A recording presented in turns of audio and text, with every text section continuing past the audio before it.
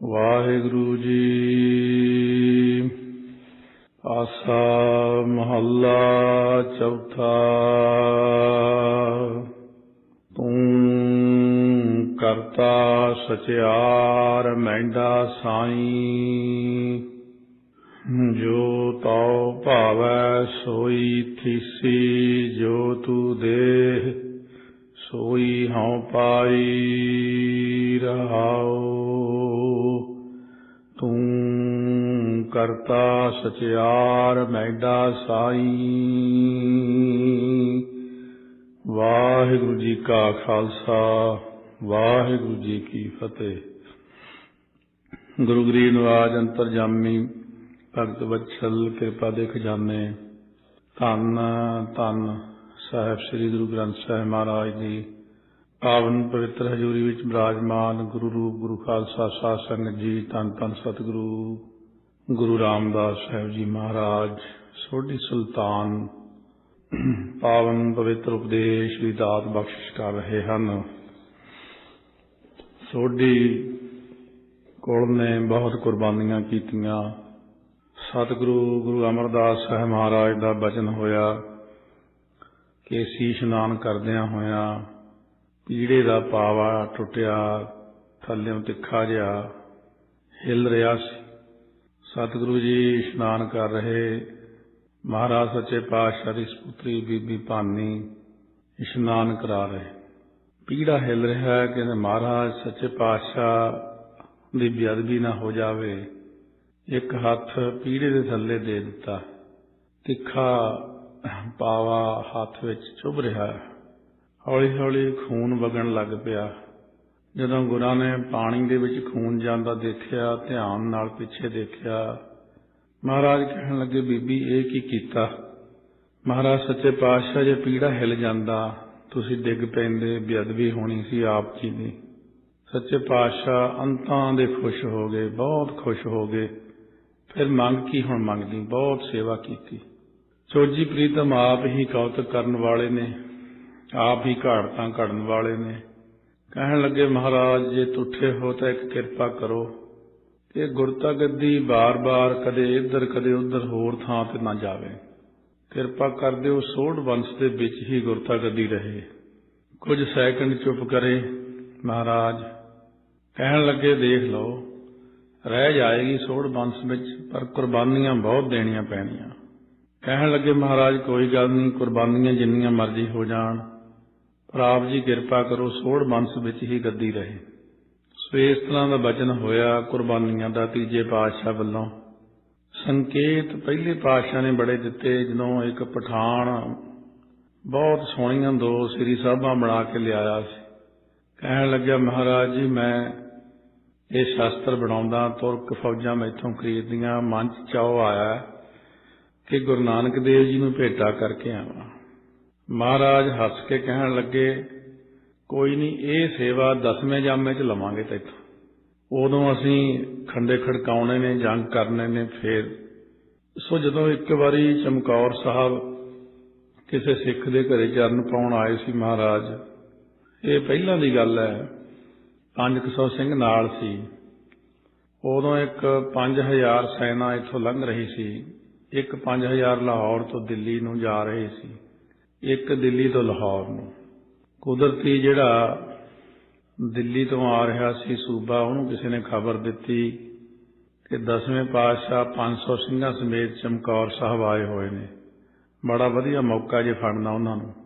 ਉਧਰੋਂ ਜਦੋਂ ਇਹ ਦੂਸਰਾ ਆਇਆ ਲਾਹੌਰ ਵਾਲਾ, ਇਹਨੂੰ ਵੀ ਨਾਲ ਲਾ ਕੇ ਫੌਜ ਇਕੱਠੀ ਕਰਕੇ ਜਦੋਂ ਸਾਹਮਣੇ ਗਏ, ਮਹਾਰਾਜ ਸੱਚੇ ਪਾਤਸ਼ਾਹ ਵੀ ਸਿੰਘਾਂ ਸਮੇਤ ਸਾਹਮਣੇ ਆਏ। ਲਾਹੌਰ ਵਾਲਾ ਸੂਬਾ ਜਿਹੜਾ 5000 ਜਰਨੈਲ ਸੀ ਉੱਥੋਂ ਦਾ, ਜਦੋਂ ਉਹਨੇ ਮਹਾਰਾਜ ਦੇ ਦਰਸ਼ਨ ਕੀਤੇ, ਘੋੜੇ ਤੋਂ ਉਤਰ ਕੇ ਮੱਥਾ ਜਾ ਟੇਕਿਆ। ਮਹਾਰਾਜ ਹੱਸ ਪਏ, ਕਹਿੰਦੇ ਹੋ ਗਈ ਸੋਝੀ? ਕਹਿੰਦੇ ਹਾਂ ਮਹਾਰਾਜ। ਕਹਿੰਦੇ ਯਾਦ ਆ ਗਿਆ ਸਭ ਕੁਛ? ਕਹਿੰਦੇ ਹਾਂ ਮਹਾਰਾਜ, ਜਦੋਂ ਪਹਿਲੇ ਸਰੂਪ 'ਚ ਤੁਸੀਂ ਕਿਹਾ ਸੀ ਕਿ 10ਵੇਂ ਸਰੂਪ 'ਚ ਸੇਵਾ ਲਵਾਂਗੇ, ਉਹੀ ਪਠਾਨ ਹੈ ਮੈਂ। ਉਹ ਬਦਲ ਗਿਆ। ਕਹਿਣ ਲੱਗਿਆ ਵੀ ਮੈਂ ਤਾਂ 10ਵੇਂ ਪਾਤਸ਼ਾਹ ਵੱਲੋਂ ਲੜੂੰਗਾ ਤੁਹਾਡੇ ਨਾਲ, ਮੈਂ ਇਹਨਾਂ ਨਾਲ ਨਹੀਂ ਲੜਨਾ। ਉੱਥੇ ਹੀ ਸਾਰਾ ਕੁਝ ਫੌਜਾਂ ਚਲੀਆਂ ਗਈਆਂ ਵਾਪਸ, ਕੋਈ ਲੜਾਈ ਨਹੀਂ ਹੋਈ। ਸੋ ਇਸ ਤਰ੍ਹਾਂ ਪੰਜਵੇਂ ਪਾਤਸ਼ਾਹ ਤੋਂ ਲੈ ਕੇ ਸੋਢ ਬੰਸ ਦੀਆਂ ਕੁਰਬਾਨੀਆਂ ਪ੍ਰਾਰੰਭ ਹੋਈਆਂ। ਨੌਵੇਂ ਪਾਤਸ਼ਾਹ ਨੇ ਸੀਸ ਦਿੱਤੇ। ਉਹਨਾਂ ਵਿੱਚ ਭਾਈ ਮਤੀ ਦਾਸ, ਭਾਈ ਦਿਆਲਾ ਜੀ, ਭਾਈ ਸਤੀ ਰਾਮ ਜੀ ਸ਼ਹੀਦ, ਅਤੇ 10ਵੇਂ ਸਰੂਪ ਵੇਲੇ ਮਹਾਰਾਜ ਨੇ ਇਸ ਤਰ੍ਹਾਂ ਬੜੇ ਭਾਰੀ 14 ਜੰਗ ਕਰਕੇ, ਛਿੱਟ-ਪੁੱਟ ਜੰਗਾਂ ਤਾਂ ਹੁੰਦੀਆਂ ਹੀ ਰਹਿੰਦੀਆਂ ਸੀ ਮਾੜੀਆਂ ਮਾੜੀਆਂ, ਉਹਦਾ ਤੇ ਗਿਣਤੀ ਕਾਫੀ ਹੈ। ਸੋ ਇਸ ਤਰ੍ਹਾਂ ਮਹਾਰਾਜ ਨੇ ਜੰਗ ਕਰਕੇ ਸੰਸਾਰ ਦੇ ਅੰਦਰ ਦੁਸ਼ਟਾਂ ਦੋਖੀਆਂ ਦਾ ਨਾਸ਼ ਕੀਤਾ, ਜ਼ਾਲਮਾਂ ਦਾ। ਚਮਕੌਰ ਦੀ ਗੜ੍ਹੀ, ਜਿੱਥੇ ਅੱਜ ਮੁੱਖ ਰੂਪ ਵਿੱਚ ਅੱਜ ਵਿਚਾਲੜਾ ਦਿਨ 22 ਤਰੀਕ ਦਾ ਜੋੜ ਮੇਲਾ, ਭਾਰੀ ਇਕੱਠ ਸੰਗਤਾਂ ਦਾ ਠਾਠਾਂ ਮਾਰਦਾ ਹੋਇਆ, ਜਿੱਥੇ ਸੰਗਤ ਲੱਖਾਂ ਦੀ ਗਿਣਤੀ ਵਿੱਚ ਅੱਜ ਸਾਹਿਬਜ਼ਾਦਿਆਂ ਨੂੰ ਅਤੇ 40 ਸ਼ਹੀਦਾਂ ਨੂੰ, ਬੀਬੀ ਸ਼ਰਨ ਕੌਰ ਹੋਣਾ ਨੂੰ ਮੱਥਾ ਟੇਕਣ ਗਏ ਨੇ। ਉਸ ਸਥਾਨ ਤੇ ਜਾ ਕਰਕੇ ਨਮਸਕਾਰਾਂ ਕਰਦੇ ਨੇ ਸੰਗਤਾਂ, ਤੇ ਧੰਨ ਗੁਰੂ ਕੇ ਲਾਲ, ਧੰਨ ਗੁਰੂ ਕੇ ਸਿੱਖ, ਗੁਰੂ ਕੇ ਖਾਲਸੇ ਨੇ ਉੱਥੇ ਕੁਰਬਾਨੀ ਕੀਤੀ ਹੈ। 20 ਲੱਖ ਤੁਰਕਾਂ ਨਾਲ ਜੰਗ ਕੀਤਾ। ਸੋ ਆਪਾਂ ਵੀ ਇੱਥੋਂ ਬੈਠੇ ਹੀ ਸਿਰ ਝੁਕਾਉਂਦੇ ਹਾਂ ਸ੍ਰੀ ਚਮਕੌਰ ਸਾਹਿਬ ਨੂੰ, ਸ੍ਰੀ ਫਤਿਹਗੜ੍ਹ ਸਾਹਿਬ ਨੂੰ। ਥੋੜ੍ਹੇ ਦਿਨਾਂ ਨੂੰ ਛੋਟੇ ਸਾਹਿਬਜ਼ਾਦਿਆਂ ਦਾ ਜੋੜ ਮੇਲਾ ਹੋਵੇਗਾ। ਕੋਈ ਪੰਜਾਬ 'ਚ ਬਚਦਾ ਹੋਣਾ ਸਿੱਖ ਜਿਹੜਾ ਮੱਥਾ ਨਾ ਟੇਕਣ ਆਵੇ, ਛੋਟੇ ਸਾਹਿਬਜ਼ਾਦਿਆਂ ਦੇ ਸਥਾਨ ਤੇ 1 ਮਾਘ ਤੱਕ ਪੂਰਾ ਇਕੱਠ ਰਹਿੰਦਾ। ਮਾਘੀ ਵਾਲੇ ਦਿਨ ਭੋਗ ਪੈਂਦਾ ਜਾ ਕੇ। ਆਓ ਸਤਿਗੁਰੂ ਮਹਾਰਾਜ ਸੋਢੀ ਸੁਲਤਾਨ ਪਾਤਸ਼ਾਹ ਕਿਰਪਾ ਕਰ ਰਹੇ ਨੇ। ਆਸਾ ਮਹੱਲਾ ਚੌਥਾ। ਚੌਥੇ ਪਾਤਸ਼ਾਹ ਮਹਾਰਾਜ ਸਿੱਖ ਨੂੰ ਪਰਮੇਸ਼ਰ ਦੇ ਸਨਮੁਖ ਹੋ ਕੇ ਬੇਨਤੀ ਕਰਨ ਦਾ ਤਰੀਕਾ ਸਿਖਾਉਂਦੇ ਸ਼ਬਦ ਵਿੱਚ ਕਿ ਪਿਆਰਿਆ, ਜੇ ਤੇਰੇ ਅੰਦਰ ਪਰਮੇਸ਼ਰ ਦੀ ਪ੍ਰਾਪਤੀ ਦੀ ਇੱਛਾ ਹੈ ਤਾਂ ਇਸ ਤਰ੍ਹਾਂ ਬੇਨਤੀ ਕਰਿਆ ਕਰ। ਤੂੰ ਕਰਤਾ ਸਚਿਆਰ ਮਹਿੰਡਾ ਸਾਈਂ। ਹੇ ਵਾਹਿਗੁਰੂ ਜੀ, ਤੂੰ ਸਭ ਦਾ ਕਰਤਾ ਭਾਵ ਕਰਨਹਾਰ ਹੈ ਅਤੇ ਸਚਿਆਰ ਸੱਚਾ ਹੈ। ਮਹਿੰਡਾ ਸਾਈਂ, ਮਹਿੰਡਾ ਤੋਂ ਭਾਵ ਮੇਰਾ, ਸਾਈਂ ਤੋਂ ਭਾਵ ਮਾਲਕ। ਤੂੰ ਸਚਿਆਰ ਕਰਤਾ ਹੈ ਮੇਰੇ ਸਾਈਂ ਮਾਲਕ। ਤੂੰ ਅੱਖਰ ਸਤਿਕਾਰਯੋਗ ਹੈ, ਕਿਉਂਕਿ ਤੁਸੀਂ ਕਹਿੰਦੇ ਆ ਤੇ ਬਹੁਵਾਚਕ ਹੋ ਜਾਣ ਕਰਕੇ ਪਰਮੇਸ਼ਰ ਕੇਵਲ ਇੱਕ ਹੈ। ਇੱਕ ਨੂੰ ਤੂੰ ਅੱਖਰ ਹੀ ਵਰਤਿਆ ਜਾਂਦਾ। ਇਹਨਾਂ ਦੋਨਾਂ ਸ਼ਬਦਾਂ ਵਿੱਚ ਦੋ ਆਪਸ ਵਿੱਚ ਫਰਕ ਜਾਣ ਲੈਣੇ ਚਾਹੀਦੇ। ਆਸਾ ਮਹੱਲਾ ਚੌਥਾ ਰਹਿ ਰਾਸ ਵਿੱਚ 11 ਅੰਗ ਤੇ 365 ਅੰਗ ਤੇ ਆਸਾ ਮਹੱਲਾ ਚੌਥਾ ਘਰ ਦੂਜਾ ਇੱਕ ਓੰਕਾਰ ਸਤਿਗੁਰ ਪ੍ਰਸਾਦ ਹੈ। ਸੋ ਇਹਦੇ ਵਿੱਚ ਸਿਰਫ 2 ਟਿੱਪੀਆਂ ਜ਼ਿਆਦਾ ਲੱਗੀਆਂ, ਇੱਕ ਮੰਗਲ ਤੇ ਇੱਕ ਘਰ ਦੂਜਾ। ਜੋ ਤੂੰ ਦੇਹ ਸੋਈ ਹਉ ਪਾਈ, ਤੇ ਆਸਾ ਰਾਗ ਦੇ ਵਿੱਚ ਹੈ ਜੋ ਤੂੰ ਦੇਹ ਸੋਈ ਹਉ ਪਾਈ। ਇੱਥੇ ਤੂੰ ਰਹਿ ਰਾਸ ਵਿੱਚ ਤੇ ਤੂੰ ਆਸਾ ਰਾਗ ਦੇ ਵਿੱਚ ਟਿੱਪੀ ਲੱਗੀ ਹੋਈ। ਅੱਗੇ ਹੈ ਤੂੰ, ਹੁਣ ਰਹਿ ਰਾਸ ਵਿੱਚ ਟਿੱਪੀ ਆ ਗਈ। ਤੂੰ ਆਪੇ ਕਰਤਾ। ਆਸਾ ਰਾਗ ਵਿੱਚ ਟਿੱਪੀ ਤੋਂ ਬਿਨਾਂ ਲਿਖਿਆ ਤੂੰ ਆਪੇ ਕਰਤਾ। ਬਸ ਇੰਨਾ ਹੀ ਫਰਕ ਹੈ। ਇਹ 4 ਥਾਂ ਫਰਕ ਥੋੜਾ ਥੋੜਾ ਪਾਇਆ ਮਹਾਰਾਜ ਨੇ। ਦੁਬਾਰਾ ਜਦ ਗਿਣਤੀ ਲਿਖੀ, ਦੁਬਾਰਾ ਸ਼ਬਦ ਦੇ ਉਚਾਰਨ ਕਰਕੇ ਫਰਕ 4 ਅੱਖਰਾਂ ਦਾ ਹੈ।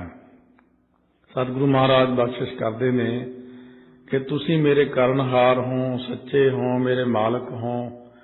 ਜੋ ਤਉ ਭਾਵੈ ਸੋਈ ਥੀਸੀ, ਜੋ ਤੂੰ ਦੇਹ ਸੋਈ ਹਉ ਪਾਈ ਰਹਾਉ।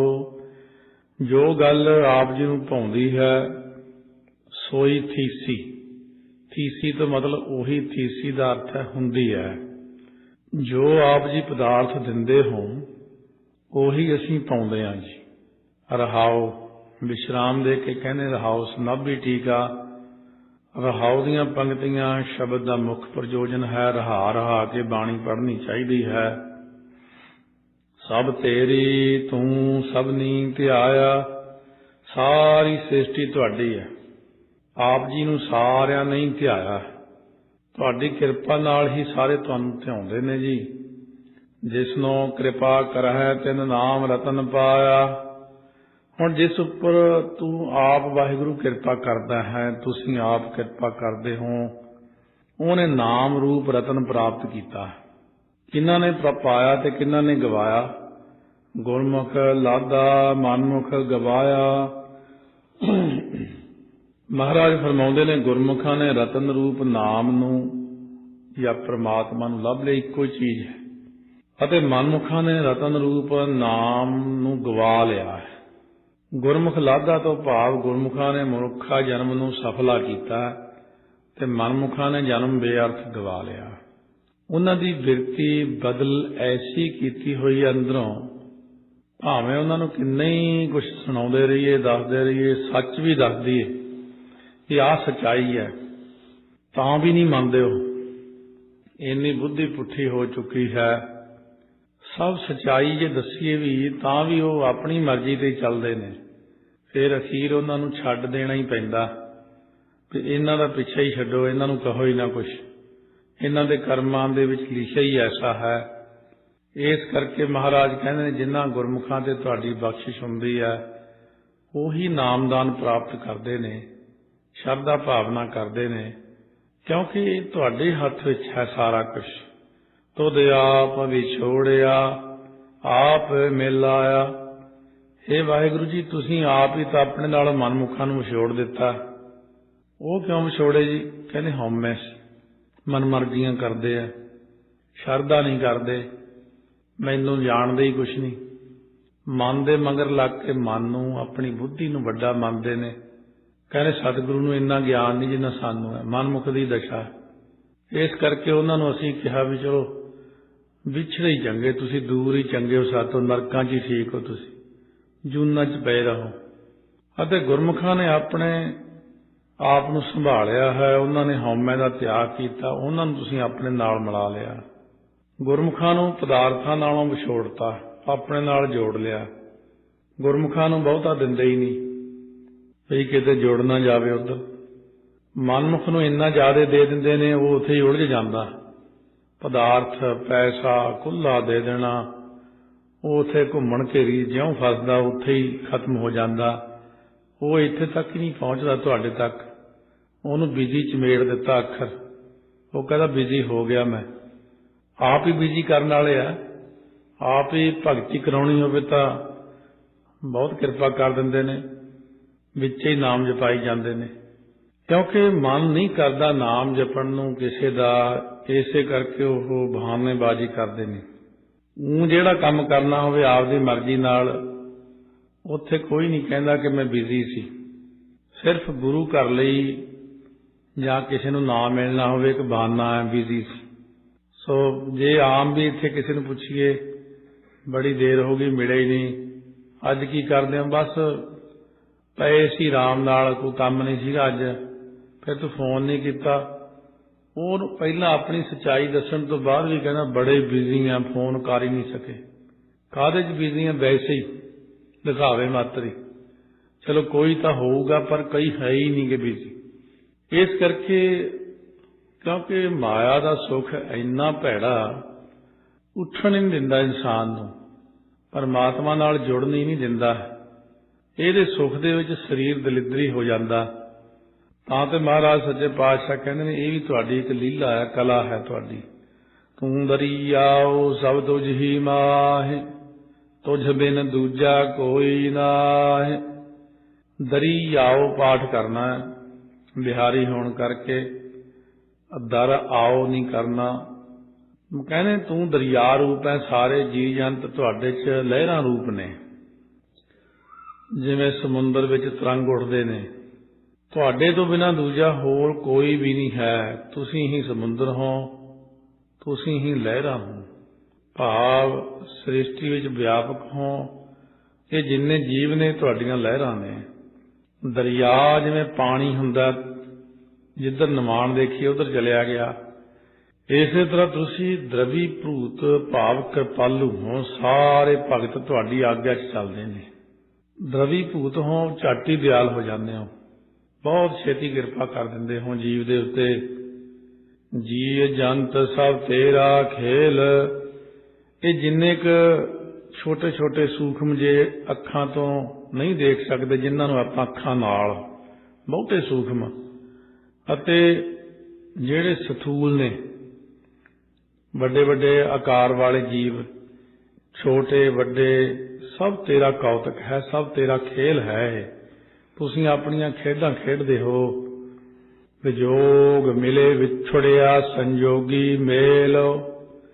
ਜਿਸ ਵੇਲੇ ਵਿਜੋਗੀ ਕਰਮ ਆਉਂਦਾ ਅਸਲ 'ਚ ਇਨਸਾਨ ਦਾ, ਤਦੋਂ ਮਿਲਿਆ ਹੋਇਆ ਪਦਾਰਥ ਵਿਛੜ ਜਾਂਦਾ। ਮਾਇਆ ਆਪ ਹੀ ਜੰਦਰੇ ਭੰਨ ਕੇ ਬਾਹਰ ਨਿਕਲ ਜਾਂਦੀ ਹੈ। ਮਨੁੱਖ ਦੇਖਦਾ ਹੀ ਰਹਿ ਜਾਂਦਾ ਕਿੱਧਰ ਗਈ। ਜਦੋਂ ਸੰਜੋਗੀ ਕਰਮ ਆਉਂਦਾ ਉਦੋਂ ਵਿਛੜੇ ਹੋਏ ਪਦਾਰਥਾਂ ਦਾ ਮੇਲ ਹੋ ਜਾਂਦਾ। ਇੱਕ ਤਾਂ ਇਹ ਹੈ, ਸੰਜੋਗ ਵਿਜੋਗ ਮੇਰਾ ਪ੍ਰਭ ਕੀਏ, ਸ੍ਰਿਸ਼ਟ ਉਪਾਏ ਦੁੱਖਾਂ ਸੁਖ ਦੀਏ। ਜਾਂ ਕਹਿੰਦੇ ਨੇ ਫਿਰ ਜਿਹੜਾ ਪ੍ਰਸੰਗ ਚੱਲ ਰਿਹਾ ਸ਼ਬਦ ਦਾ, ਉਸ ਮੁਤਾਬਕ ਜਿਹੜਾ ਸਤਿਗੁਰਾਂ ਦਾ ਵਿਜੋਗੀ ਹੋਇਆ, ਗੁਰਾਂ ਨਾਲ ਕੋਈ ਸੰਬੰਧ ਨਹੀਂ ਰੱਖਦਾ ਜਿਹੜਾ, ਉਹ ਪਰਮਾਤਮਾ ਨਾਲ ਮਿਲਣ ਤੋਂ ਹੀ ਵਿਛੜ ਗਿਆ। ਵਿਜੋਗ ਮਿਲ ਵਿਛੜਿਆ ਸੰਜੋਗੀ ਮੇਲ। ਜਿਨ੍ਹਾਂ ਦਾ ਵਿਜੋਗ ਹੋ ਗਿਆ ਸਤਿਗੁਰਾਂ ਨਾਲੋਂ, ਉਹ ਵਿਛੜ ਗਿਆ ਪਰਮਾਤਮਾ ਨਾਲੋਂ। ਜਿਹੜਾ ਸਤਿਗੁਰਾਂ ਦਾ ਸੰਜੋਗੀ ਹੋਇਆ, ਮਹਾਰਾਜ ਦੇ ਪਾਸ ਰਹਿ ਕੇ ਸੇਵਾ ਕਰਦਾ, ਉਹ ਵਿਛੜਿਆ ਹੋਇਆ ਜੀਵ ਵਾਹਿਗੁਰੂ ਨਾਲ ਮਿਲ ਜਾਂਦਾ। ਕਿਉਂਕਿ ਵਾਹਿਗੁਰੂ ਨੂੰ ਮਿਲਾਪ ਦਾ ਸਿੱਧਾ ਰਸਤਾ ਸਤਿਗੁਰਾਂ ਦੇ ਰਾਹੀਂ ਹੈ।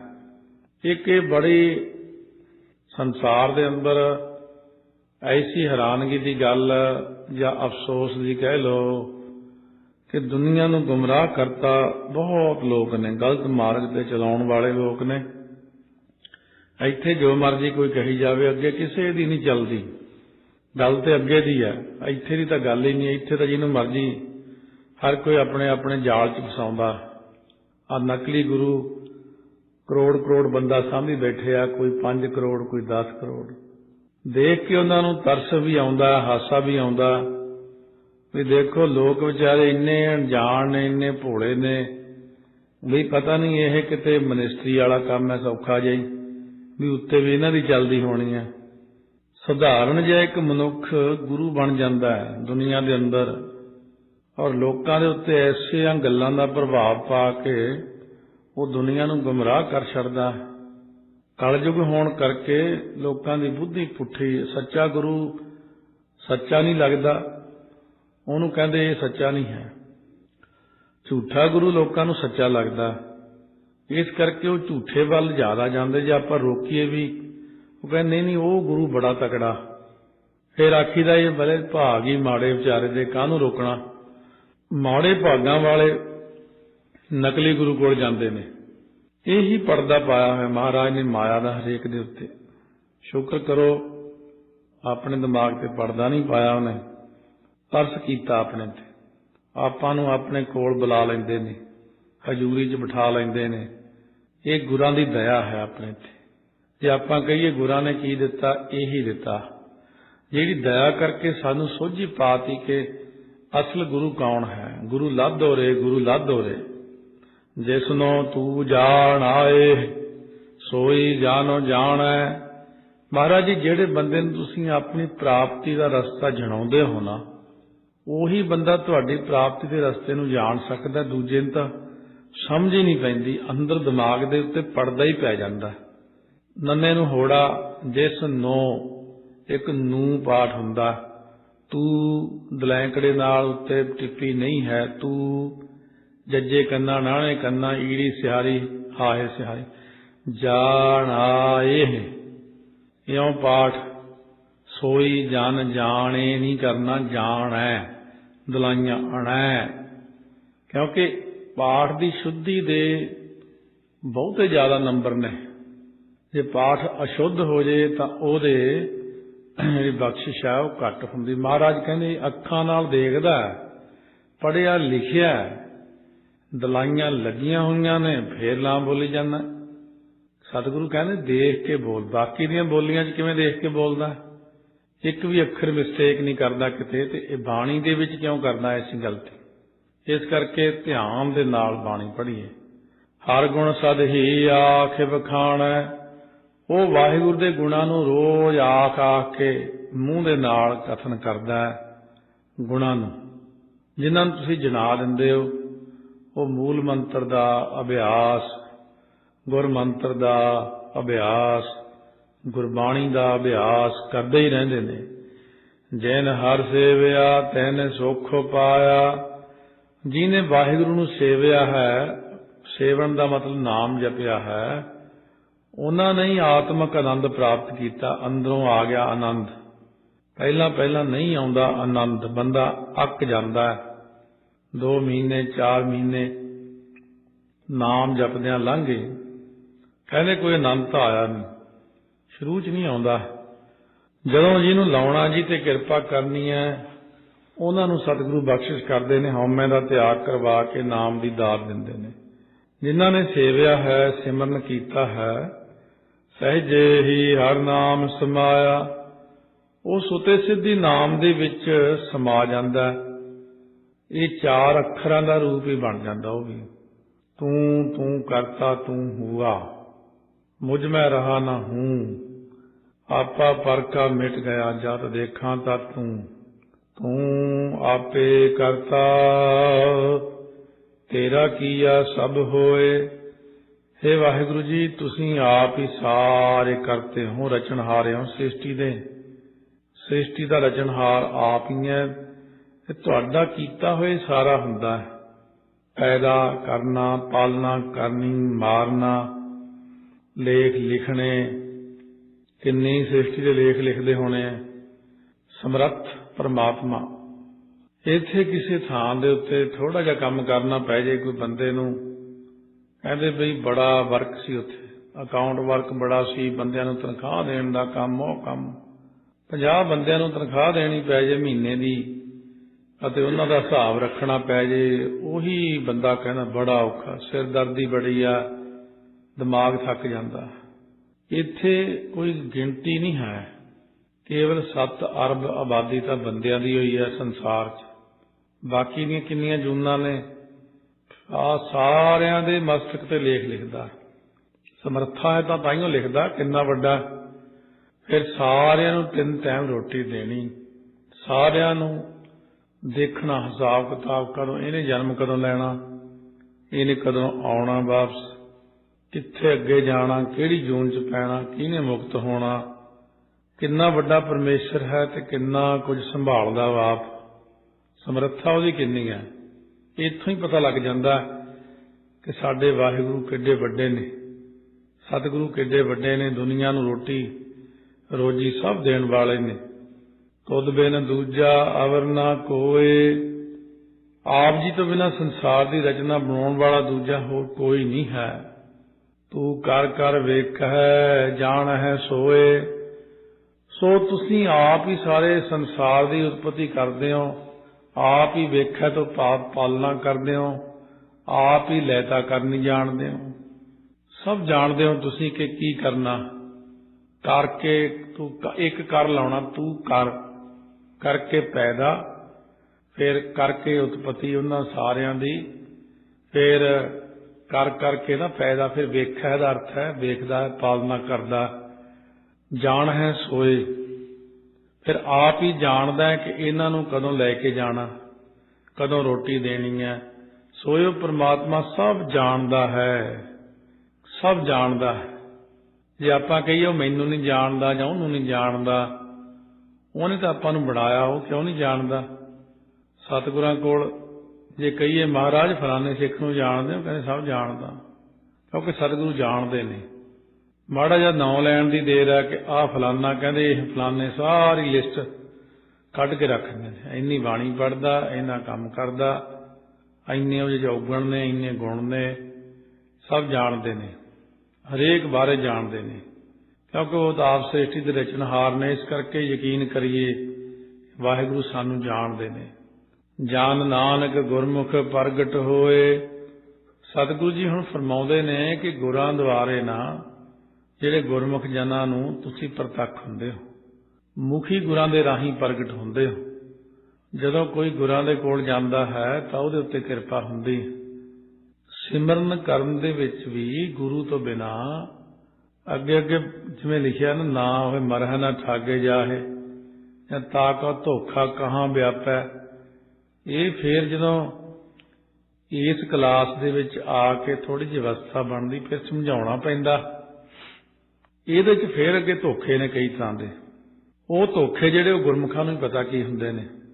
ਕਈ ਵਾਰ ਕੋਈ ਇੰਨੀਆਂ ਜਿਹੀਆਂ ਸ਼ਕਤੀਆਂ ਵੀ ਨੇ ਬਹੁਤ ਵੱਡੀਆਂ ਵੱਡੀਆਂ ਜਿਹੜੀਆਂ ਗੁਰਾਂ ਦਾ ਰੂਪ ਧਾਰ ਕੇ ਸਾਹਮਣੇ ਆ ਜਾਂਦੀਆਂ ਨੇ, ਉਹ ਧੋਖਾ ਕਰਦੀਆਂ ਨੇ। ਇਹ ਗੱਲ ਦੱਸਣੀ ਨਹੀਂ ਚਾਹੀਦੀ ਆਮ ਬੰਦੇ ਨੂੰ, ਸਿਰਫ ਉਹਨਾਂ ਨੂੰ ਅਭਿਆਸੀਆਂ ਨੂੰ ਹੀ ਪਤਾ ਕਿ ਕਈ ਦੂਜੀਆਂ ਸ਼ਕਤੀਆਂ ਵੀ ਸਾਨੂੰ ਖਿੱਚਣ ਲਈ ਕਈ ਤਰ੍ਹਾਂ ਦੇ ਕੰਮ ਕਰਦੀਆਂ ਨੇ। ਕਿਤੇ ਛੋਟਾ ਜਿਹਾ ਕੰਮ ਨਹੀਂ ਹੈ ਪਰਮੇਸ਼ਰ ਦੀ ਪ੍ਰਾਪਤੀ, ਪਰਮੇਸ਼ਰ ਤੱਕ ਪਹੁੰਚਣਾ। ਇਹ ਤਾਂ ਸਤਿਗੁਰੂ ਆਪ ਹੀ ਕਿਰਪਾ ਕਰਨ ਤਾਈਓ ਮਿਹਰ ਹੁੰਦੀ ਹੈ, ਨਹੀਂ ਤਾਂ ਹੋਰ ਬਹੁਤ ਕੁਝ ਐਸਾ ਹੈ ਜਿਹੜਾ ਰੁਕਾਵਟ ਬਣਦਾ ਰਸਤੇ 'ਚ।